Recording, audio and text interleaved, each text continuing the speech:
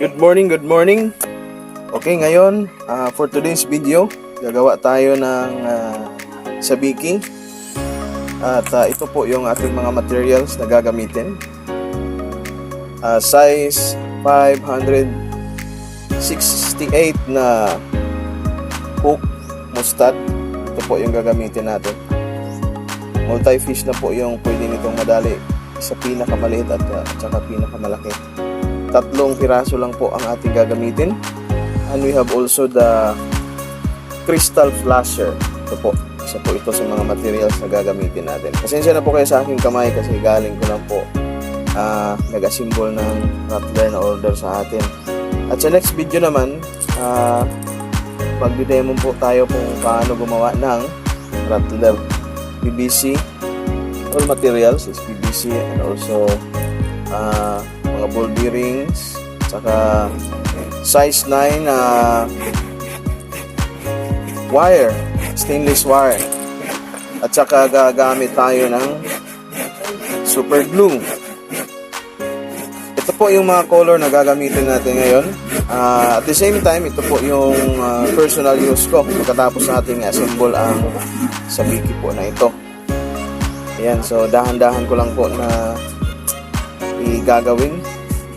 Yan, start po tayo. So kukuha tayo ng higla.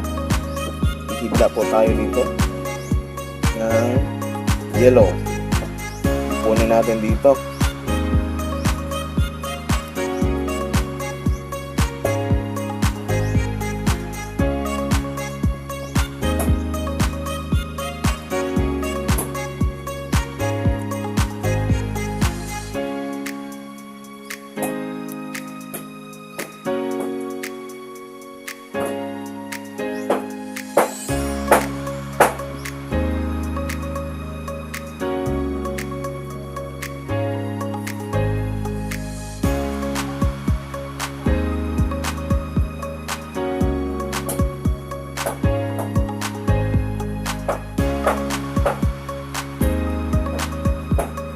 Next po is ang sky blue na naka-paint na po tayo ng kinuha nating pira-piraso bigla ng mga crystalline. So, yellow. Saka po ngayon gagawin natin is gugupitin natin ito. Dali lang po, sobrang dali lang po gawin ng sabiki for small and big name. So far po, nakakuha po tayo nito ng mga malalaking tribali like bluefin tribali.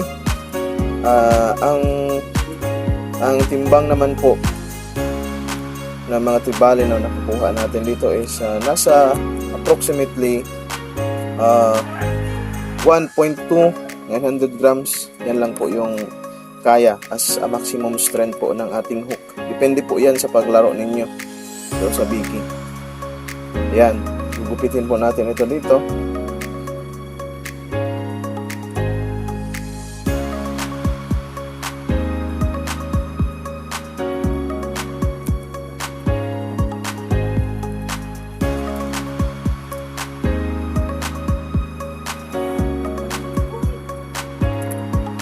Then kumuha po tayo ng sky blue. Gupitin po natin.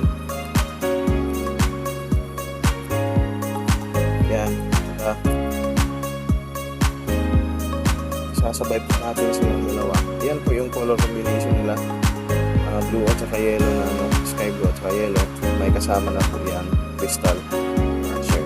Patapos po nyan, ididikit natin yan dito sa may bandang ulo ng ating size 568 na hook. Yan po yung itsura nya. Yan, pagkatapos hawakan natin dito sa bandang may ulo at saka yan po. Yan. I-ano natin.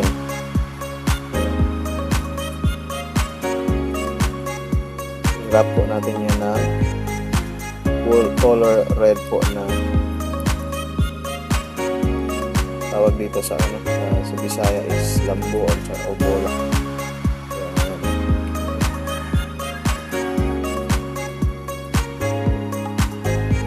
Pagkatapos niyan, gupitin po natin ang mga excess.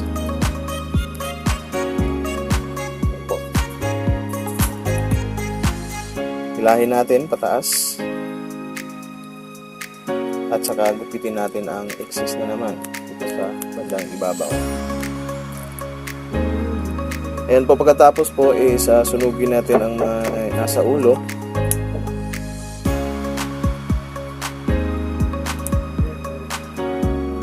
Ayan po ang ating finished product ng ating sabiki. So kung klaro po ba, malinis yung pagkakagawa na yan. Ganyan lang po kasimple. Sabi pa nga ng ating mga kaibigan ng mga vlogger, pang prito-prito lang. Kung ulam yung gusto natin. Target species po nito is one spot, yung tinatawag na one spot snapper or finger mark na snapper. Yung yellow po yung color. Saka po granter o yung bugaong, talakitok, at other po na mga isda na nasa surface ng dagat. Yan po, mahuhuli po dito. Isa na po yung tinatawag nating balo. Basta hindi lang po matamaan yung ating mga bigas. Pagkatapos po ay kukuha tayo ngayon ng nylon size number 10, yung gagamitin natin dyan. At ito na po ang ating size number 10 na nylon. Gamit po tayo ng almost 1 meter. 1 meter. Tsaka yung distance po ng mga sabiki is nasa 1 foot each. Yan. Tag-isang ruler po yung distansya nila. Tsaka magbigay tayo ng allowance na mahigit 2 pulgada. Yan po.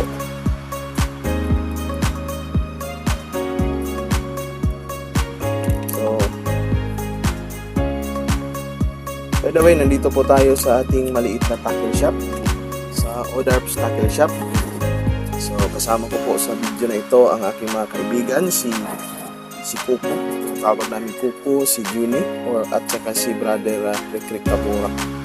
Yan po yung aming, sana po mag-subscribe kayo.